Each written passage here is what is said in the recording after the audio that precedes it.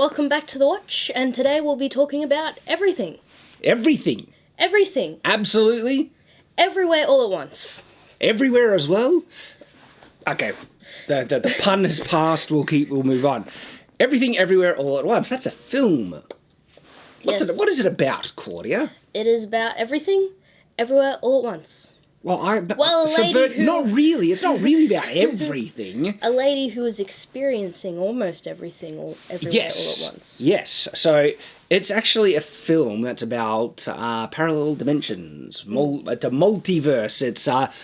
It is everything Doctor Strange tried to be. Yeah. Actually, Doctor Strange didn't even try. Wanted? We only saw Pretended? We only saw different dimensions in Doctor Strange when they were travelling through, and then we only actually go into one other parallel dimension, and that's kind of it. We saw a little montage. There was a dying dimension. Yeah, that's what I was saying. We saw a montage when he travelled through, but then they went to one parallel dimension, went to a dying one, and then that's basically it. It was a real letdown. Multiverse of a few different... Yeah, when I heard Multiverse of Madness, I was expecting a crazy collide of all these crazy dimensions that they're travelling to. I want to talk about how the Doctor Strange from What If was going to be in there. I thought he was going to play more of a part, not just here's a book. Oh my goodness, so yeah, Doctor Strange, we have a review on it, it sucked. But this one was surprisingly good. I enjoyed it. You enjoyed it? Yes. What would you give it out of 10? 8 or 9. 8 or 9? I would probably give it a 7 or 8, depending, because there are some slight issues I have with it. From a technical standpoint, it is a shockingly well done film. The editing in this film was amazing. This is the type of... And the acting? The acting didn't blow me away, but it was certainly passable. It was enough. I guess I have difficulty, and this is just because, I don't know, background, I have difficulty being able to pick out authentic, powerful delivery when it's in another language, because I can't really pick up on tone, delivery and stuff, and a lot of this was in another language, so it was, but the emoting and stuff was fully there, and really well done. I got a little bit let down in the message that the film was trying to convey, and I'll talk a little bit about that later, perhaps even in the spoiler section. But I just want to talk about the technical side of things, right? The editing in this film is shockingly good. Amazingly, just... I'm trying to say, you could just watch and enjoy it for the sheer quality of the editing, and I'll give you some examples, but it's also sometimes so frenetic and fast that it could cause, those warnings where it's I think people have a warning at the beginning. It could cause epilepsy if you... I'm almost certain it had a warning at the beginning. Because there is one part in the film where you see the main character and it flicks through her different personas of different dimensions. First fast, but then it builds up faster to the point where it's crazy fast, right? Yeah. Just to film that short sequence that only lasted a couple of seconds, the actress would need to have changed the outfit, change makeup, get her framed right in the center, just for that one shot, and that's already a process that could take hours, and they did that, and we're talking about so fast, there was hundreds of different things, and you see this in the trailer, actually, a snapshot of that trailer of her going through all the different personas. Yeah. That is shockingly amazing. What I find interesting about that is a technique that doesn't necessarily need computer-generated image, CGI. They just needed to take the time and makeup to get her in a different thing, different backdrop. Maybe they use a green screen. I can't, tell. Well, it wasn't very obvious throughout the movie. But it was just really, really clever editing clips to cut that. And the editing that they did to try and show the transition of, not real spoilers, but sometimes her consciousness gets split between two dimensions, and they convey that with the editing. Yeah. And this isn't CGI, it's just clever editing tricks. And it's not overly complicated either. Yes. It's what it needs to be. So that is all shockingly impressive. The clever editing techniques to convey what's going on, and even with that, it can still get very confusing. And then the fight scenes are pretty masterful in terms of the complex choreography that's on display.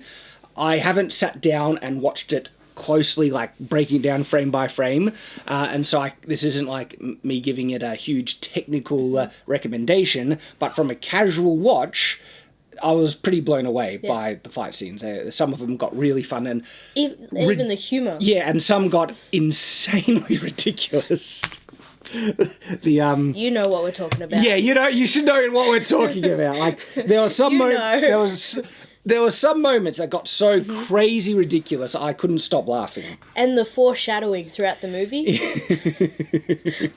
When they show when they allude to the fight scene we're talking about, you know it's coming. Exactly. When I did see that, I was like, that is a very intentionally shaped thing. It's like, and of course they went there. So they did foreshadow it. Yeah. But not only that, right? They go into some, when I'm talking about the ridiculous things that made me laugh my head off, they acknowledge the craziness that could actually be in place if alternate dimensions, realities could exist based on changes in a timeline. And depending on how far you go back, if you change like the evolutionary trajectory of the human race, stupid things could have resulted, and they explore that. One of the only properties I've seen actually acknowledge how truly ridiculous it could be pushed to is Rick and Morty. Have you seen Rick and Morty? Yeah. You don't have good views on Rick and Morty? I enjoyed some of the first stuff because of the ridiculous stupidity in a lot of things. And I found some of the episodes I actually found pretty clever. It's losing. It's kind of lost itself. It's starting to lose its charm now, unfortunately. It's lost. But one of the things that made me chuckle with Rick and Morty was how crazy stupid the parallel dimensions they go to, and they push it to as far as they can go, to the point where there's like a dimension with hamsters that ride in people's butts and control them from there. And then there's that dimension where they're all like weird gross monsters that look the same as what they accidentally mutated everyone, and then over there they have a mutation that made them look normal.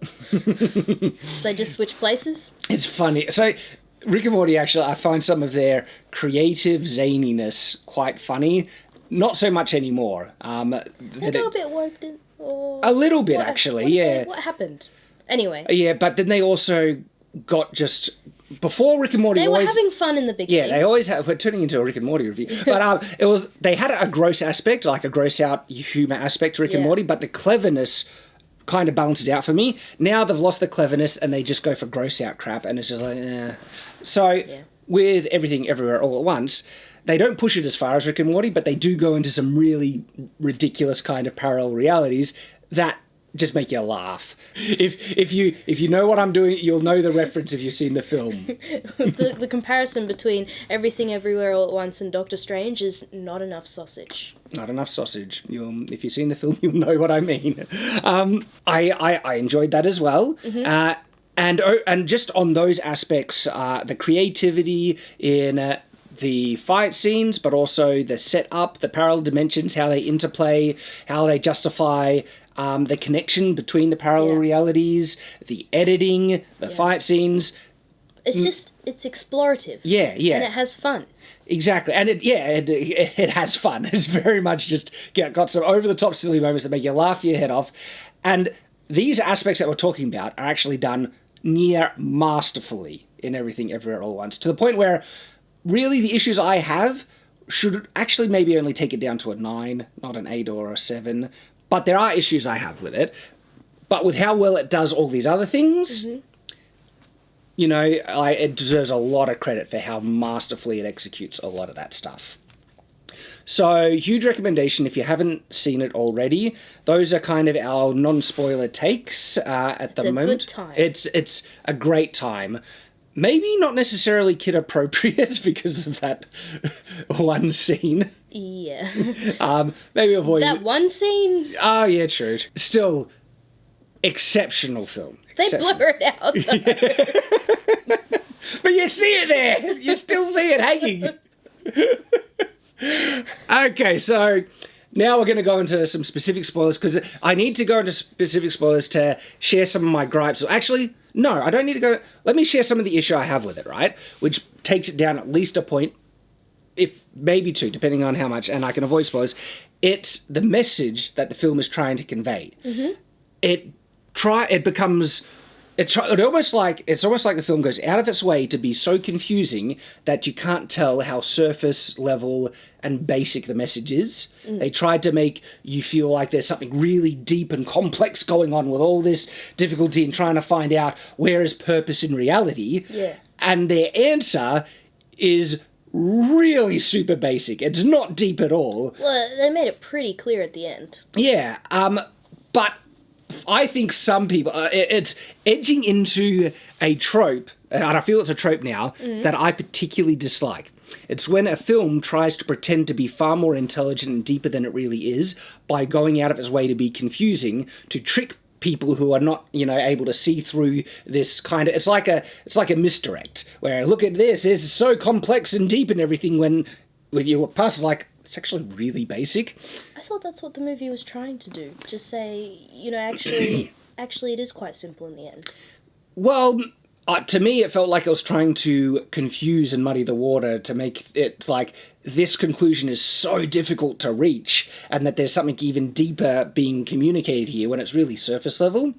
Some films that I find try to do this was Cloud Atlas, and I know I've brought it up at least twice. Is that the one with Tom Hanks? Yes, Tom Hanks. They talk weird at the end? Yeah. And it's like different... The Cloud Atlas... parallel timelines or something? Something like that, but they end up speaking such disconnected, pseudo-intellectual gobbledygook to make it seem like they're spouting some of the most profound philosophy in the world, when it's actually just disjointed gobbledygook, and because... It seems like they're banking on the fact that so few people are not smart enough to try and break down what they're saying, that because they can't understand it now, they think that there must be some greater message beyond their understanding that is so profound that it must be genius, when actually, no, it's pseudo-intellectual crap that they're trying to pass off as genius and confuse people so much to the point that it's harder for regular people to pick up on it.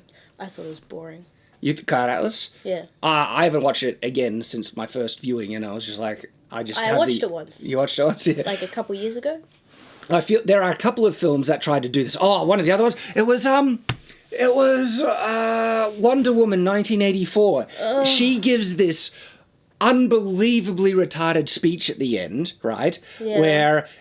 And the music, the tone, and... Think about your son. It's not even that. I look at I did the review on Shadiversity, actually, for that one. Just take back your wish. It was so dumb, right? But they disjoint... they make the logical through line so disjointed and incoherent that the stupidity of what she's saying goes above most people's heads because they can't understand it.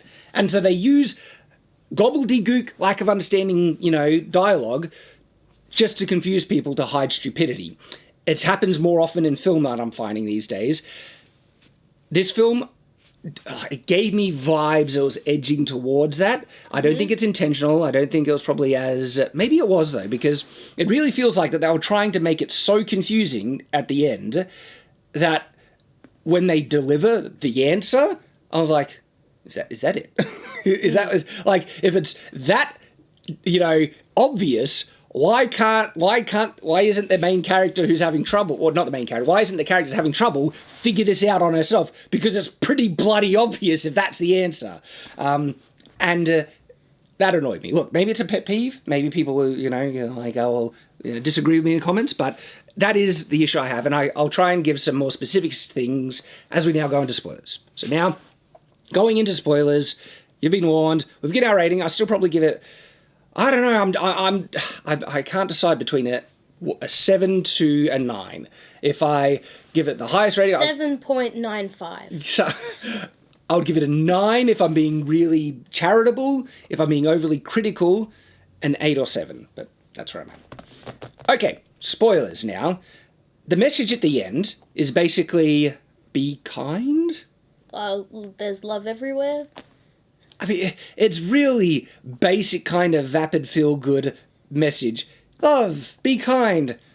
And I'm like, yeah. Everyone is lovable.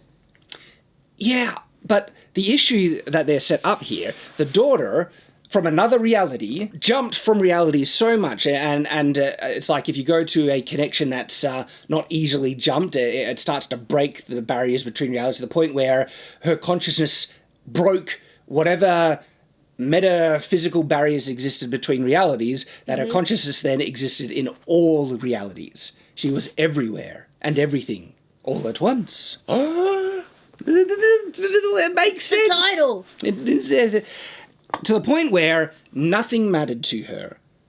Now, first of all, like, I could see how they could go there, that, like, you know, through everything that she experiences, she sees everything ends in death, so therefore what's the point of reality or existence? And she becomes this nihilistic thing that wants to destroy everything. Well, isn't it in the end, it wasn't necessarily that she didn't care anymore.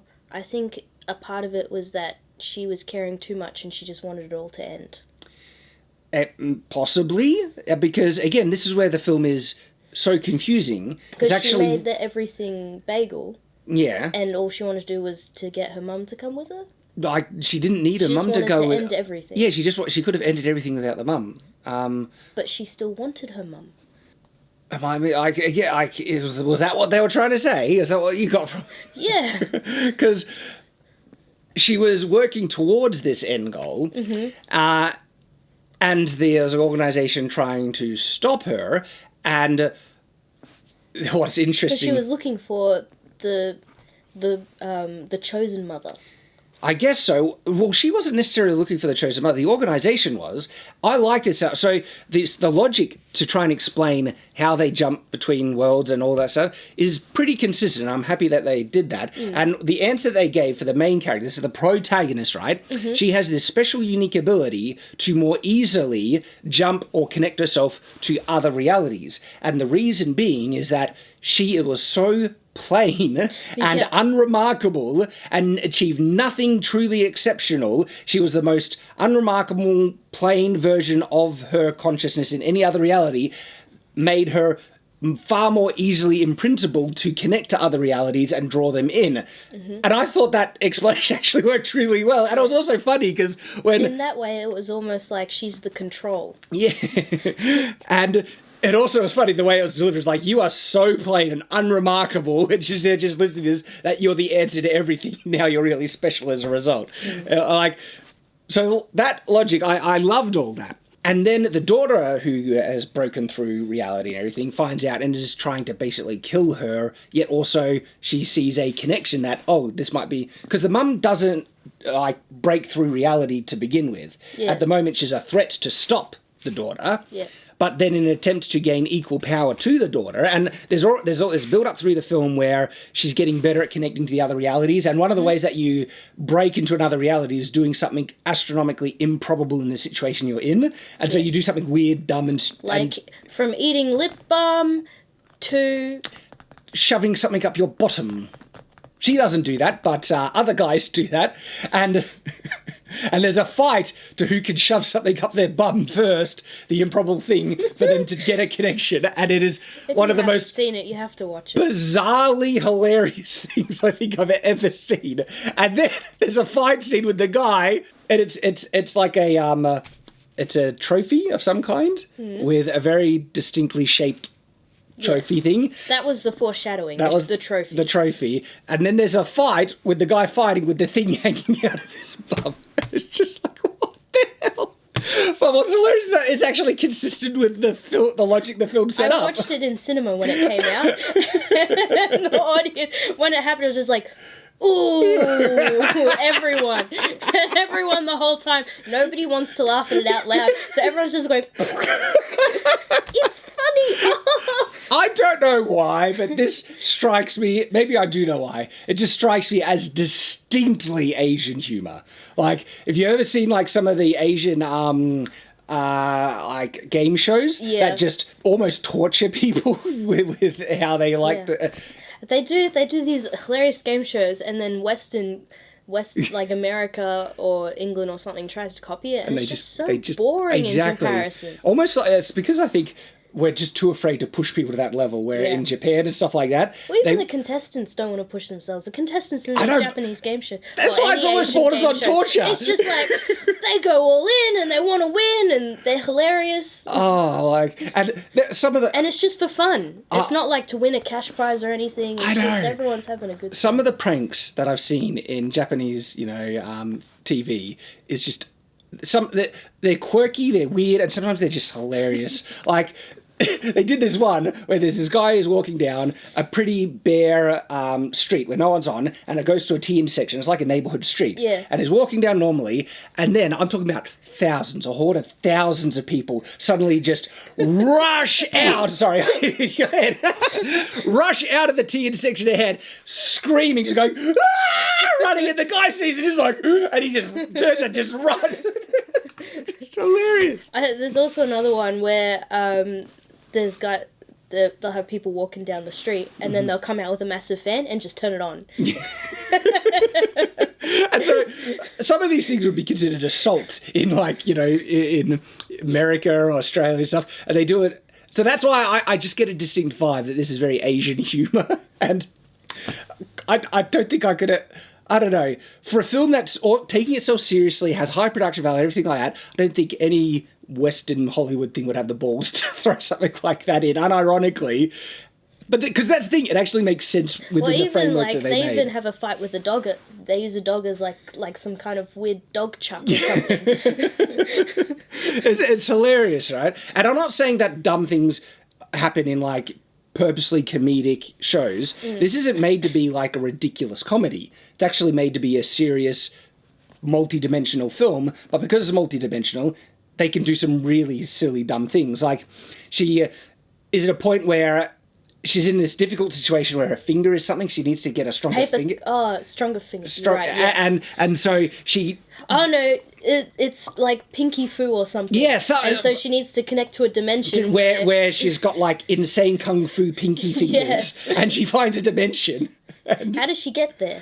I can't remember. She does obviously something to get there, but then she connects it and she gets these muscular pinky things where she starts fighting people with her pinkies. Well, there's one where her husband needs to connect to another dimension. To get there, he has to have a paper cut. And he stands there you get a paper cut accidentally, but when you try, it's really hard. So... Did you know that's the Dr. Jones kid? I know, yeah, from Indiana Jones. Dr. Jones. And the Temple of Doom. And he sounds the same. Dr. Jones! Dr. Jones! You cheat, Dr. Jones! I know, you cheat! And he has that same kind of cadence in his voice. I didn't realise that movie was made so long ago. But he does great as well. All right, so we're getting a bit distracted, but we're trying to set up the what's going on, right? And so there's all this trying to fight and stop the daughter from, wanting to destroy all reality everywhere. And the mother is getting stronger and stronger to the point where she thinks that the only way to beat the daughter is to become like her, break through all realities to the point so much where she exists in everything. Yeah. And she essentially does that, but the daughter then is trying to say, now, once the mother does that, see, everything is pointless. It's nihilistic. Yeah. And they have this really nice moment where they just cut to the scene where it's just their rocks on the cliff. They're just and rocks. It's just silence. Yeah, and there's no dialogue. There's just text appearing. Yeah. I was watching in the cinema, and it was just silent. There was no coughing. There was no shuffling. Everyone was just watching in silence, reading. But the mother doesn't become nihilistic and everything, and so her point then is to try and convince the daughter that there's still point to life. And this is where, look, maybe I need to watch it again and pay more attention, because this is where it started to get confusing about the mother's motivations and her life and what actually changed for her to appreciate her plain, boring life that she was having trouble with in the laundromat, because we see kind of like a split realities now, where we see her normal reality as it would have progressed without the multi-dimensional war impacting it, and where it would have gone, and she snaps and she hates her life and she starts smashing things even. And I didn't really see the connection that made the multi-dimensional version of herself who's watching everything decide that there's purpose to that life because of happiness and the brief connections you have between people and joy.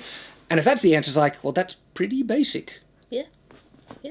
Was that it? Was that what the messaging was, the film? Did I not miss it? And because this is what I mean. Well, I think part of it is that she was so caught up in her own life, it took her to see everything else to realise she does love her husband, she does love her daughter. And I think that was part of it. Like, you don't realize what you've got until you see a life where you don't have it. But that's the thing. She didn't see a life where she didn't have it. She saw infinite lives where she had vastly more. You see, this is what I mean? Stuff. Exactly. When you try and connect the through line, I go back to what actually happens in the film, and I'm like...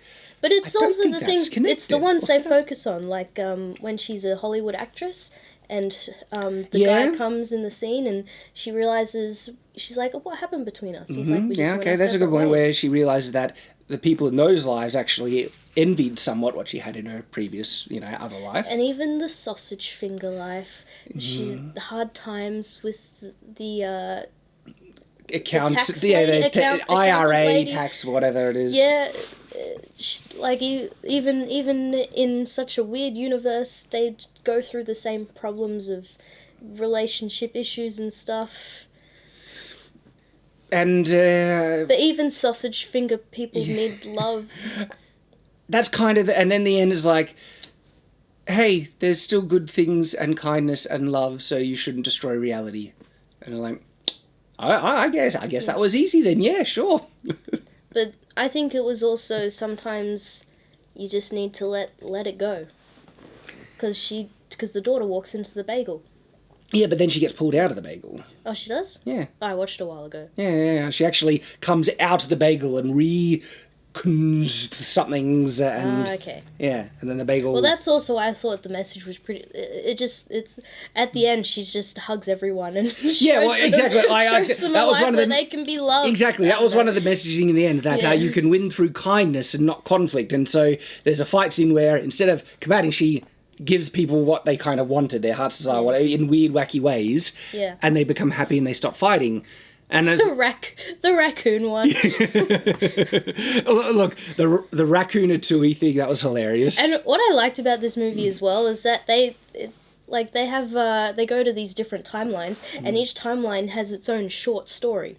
They've got the sausage finger one, you've got the ratatouille one, you've got the she's a Hollywood actress one, and they spend just the right amount of time to give you just a little bit of story in that universe to relate back to. Just something interesting, right? In the Hollywood actress one, they actually use like real world photos of her, because she's an actual... Well, she's not she's a Chinese actress, but she's been in Hollywood films. She's been famous. She was in a Bond film at one point. Of course, Crouching Tiger, Hidden Dragon is when a lot of Western media learnt about her. But I've seen heaps of Jackie Chan films that she was in and everything. So she has a huge filmography behind her, and actually got cuts of her from the real world on the red carpet to splice into this other reality where she was an actress. So yeah, and maybe that's satisfying enough. Like, for me, there are important messaging about what makes life important that can be far deeper and resonate more than what I felt was a more surface level kind of treatment and acknowledgement. Is like, hey, there's love and kindness, isn't life great? I was like... I kind of liked how basic it was after all the craziness. Okay, that could be, if yet... Yes, I could be being snobbish in wanting something deeper, because if it gives people what they want, maybe my criticism is invalid in this. Let me know in the comments below. But that's look, I guess I would be fine with it if there wasn't this posturing of something far deeper and more complex through, like... Because there's the slow music, there's the close-up shots, there's the daughter in great confusion and turmoil, and it feels like the movie is trying to reveal something astronomically deep when it's... Yeah. See, what I got from that was that the message was that we're confused and we're trying so hard to find this greater message when it's just so simple in the end. Well, then they could have made that clearer. I thought it was. I didn't think it was. It got very confusing. Because we got that montage where she's seeing her husband, when she realises everything her husband does for her. You know, he talks to the accountant lady, trying to figure things out. He sets up... He makes costumes. He puts the little eyeballs when she puts the eyeball on her head. He puts the goggly eyes everywhere just because he just wants to make her happy. Yeah, that actually reminds me of something. And now I thought that's what that was when when she put the goggly eye on her head. She's like, you know what? It's about... There's a moment of realization with the husband. Goodness. Yeah, there's a moment of realization about the husband that I remember my reaction being, well, that's a bit either basic or contrived, but I forget what triggered it. I need to watch the film again, I guess. Because there was one moment, right, I can't remember it now, but I was like, something was just pretty weak. And it happened before the final ending, and I can't remember what it was. Was it what triggered the montage? Maybe? Because she was kind of going, oh, this other guy is cool, when he goes into fight. When the other dude from the other dimension goes into him, she likes him because he can fight really well. Yeah. And she's starting to think, oh, my one is kind of lame. Maybe. It's probably a guy. film, honestly, it's probably a film that you need to watch multiple times. And to see if there is a bit more depth and consistency to the messaging. And I have nothing against films that are confusing. I have annoyance when fields are needlessly confusing. And I'm not sure if Everything Everywhere All at Once has done that or not. I think I need to watch it again to see, all right, is this just confusing because of the plot and they're just trying to do it and it's consistent, or have they purposely tried to make it confusing to feel like it's deeper than what it is? But let us know. I'd like to hear people's thoughts in the comments. I'd happily watch it again. Yeah, it is one that I would actually be perfectly fine with watching because it's an enjoyable film. That's what pushes up to possible 9. Was it what company? I don't know. Who produced it? I think it was like its highest grossing film or something. Oh, well, that would make sense if it was. Lots of effort put into it.